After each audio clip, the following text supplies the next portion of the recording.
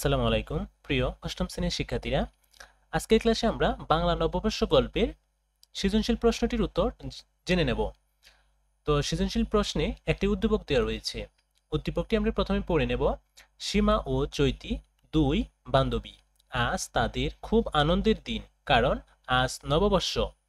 তারা দুজনে লাল পাড়-সাদা শাড়ি পরে চলে যায় রমনায় বটমূলে। সেখানে কত মানুষের ভিড়, ছেলে মেয়ে শিশু বুড়ো সবাই সেজেছে নতুন সাজে। সেখানে সীমার খালাতো বোন তন্নির সাথে দেখা। সীমা খালা খালু সবার খোঁজ পেল তন্নির কাছ থেকে। ছোট খালাতো বোনের জন্য কিনে দিল নানান খেলনা। নিজের বাড়ির জন্য কিনে নিল কলা, জুড়ি হাঁড়ি, পাতিল ইত্যাদি। চৈতি মনের আনন্দে গেয়ে উঠল। তাপস নিঃশ্বাস বাইয়ে মুমূর্ষের দাও উড়িয়ে বৎসরের আবর্জনা দূর হয়ে যাক, মুছে যাক গ্লানি, দুচে যাক জরা, অগ্নিশানে সূচি হোক ধরা। ক নম্বর প্রশ্নে রয়েছে ছায়ানট কত সালে থেকে বর্ষবরণ অনুষ্ঠান শুরু করে?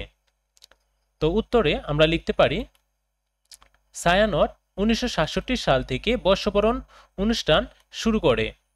পরের প্রশ্ন, হালখাতা বলতে কি বোঝায়?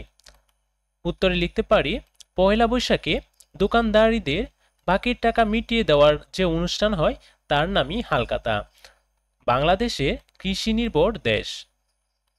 ফসলের মৌসুম ছাড়া কৃষক ও সাধারণ মানুষের হাতে তেমন টাকা কড়ি থাকে না, ফলে তারা দোকানীদের কাছ থেকে ধারে মালামাল ক্রয় করে, আর দোকানিরা পয়লা বৈশাখে সেই বাকির টাকা আদায়ের জন্য হালখাতার আয়োজন করে। পরের প্রশ্ন ছোট গ, চৈতির গানে বাংলা নববর্ষের কোন দিকটি ফুটে উঠেছে ব্যাখ্যা করো। তো এটা উত্তরে লিখতে পারি চৈতির গানে পুরনোকে বিদায় জানিয়ে সুখী সমৃদ্ধ নতুন জীবনের প্রত্যাশা করার দিকটি ফুটে উঠেছে। নববর্ষ সকলের জন্য এক অনাবিল আনন্দের দিন। এই দিন পুরনো দুঃখ কষ্টকে বিদায় জানিয়ে সবাই নতুন বছরকে বরণ করে নেওয়ার আনন্দে মেতে ওঠে। বাংলা নববর্ষের প্রবন্ধের এমন বক্তব্যটি চৈতির গানেও স্থান পেয়েছে।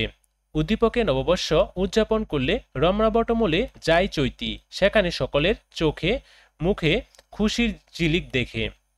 চৈতির মনেও সুখের দোলা লাগে, মনের সুখে সে গান জুড়ে দেয়। সে গানে নববর্ষের মূল সুরটি ধরা পড়ে। নববর্ষ মানে নতুন দিনের আহ্বান। জাতি ধর্ম বর্ণ নির্বিশেষ সকল মানুষের নিকট নববর্ষ একটি আনন্দের দিন। পুরনোকে ভুলে গিয়ে নতুন দিনকে স্বাগত জানাতে এদিন সবাই মেতে উঠে নানান রকম আনন্দে। উদ্দীপকের চৈতি গানেও দিকটি লক্ষিত হয়। এই ছিল ছোট গ প্রশ্নের উত্তর। পরে বড় গ প্রশ্নতে লেখা আছে উদ্দীপকে বাংলা নববর্ষ প্রবন্ধের মূল সুরটির যেন ফুটে উঠেছে এ মন্তব্যের মূল্যায়ন করো। উত্তরে আমরা লিখতে পারি উদ্দীপকে রমনা বটমূলে চৈতির বেড়ানো ও তার গাওয়া গানের মাধ্যমে বাংলা নববর্ষের যে ছবি পাওয়া যায় তা বাংলা নববর্ষ প্রবন্ধের মূল সুর। বাংলা নববর্ষ প্রবন্ধে বাঙালির প্রাণের অনুষ্ঠান পহেলা বৈশাখ সম্পর্কে আলোচনা করা হয়েছে। এখানে নববর্ষের দিকটি বিভিন্ন দিক ফুটে উঠেছে। বাংলা নববর্ষে হালখাতার বৈশাখী মেলা, ঘোড়দৌড়, বিভিন্ন লোকমেলার আয়োজন করে সাধারণ মানুষ ও উৎসবকে প্রাণে ধারণা করেছে। এই উৎসব বাঙালির জীবনে এক গৌরবময় অধ্যায় পরিণত হয়েছে। উদ্দীপকের চৈতি তার বান্ধবী সীমার সঙ্গে নববর্ষে সকলে রমনা বটমূলে বেড়াতে যায়। সেখানে অজস্র মানুষের ভিড়, যাদের সবাই নতুন পোশাক পরে আনন্দ মেতেছে। সবার চোখে মুখে যেন পুরনোকে বিদায় দিয়ে নতুনকে বরণ করার আনন্দ দেখতে পায় চৈতি। বাংলা নববর্ষ প্রবন্ধে নববর্ষের চিরন্তর বিষয় পুরনোকে ভুলে নতুনকে বরণ করার বিষয়টি উপস্থাপন করা হয়েছে। আর প্রদত্ত উদ্দীপকের চৈতির মাঝে আমরা নববর্ষের এই বৈশিষ্ট্যগুলোকেই অবলোকন করি। তাছাড়া চৈতির গাওয়া গানেও স্পষ্টভাবে নতুন আহ্বান আছে, সবার জন্য কল্যাণ কামনা আছে।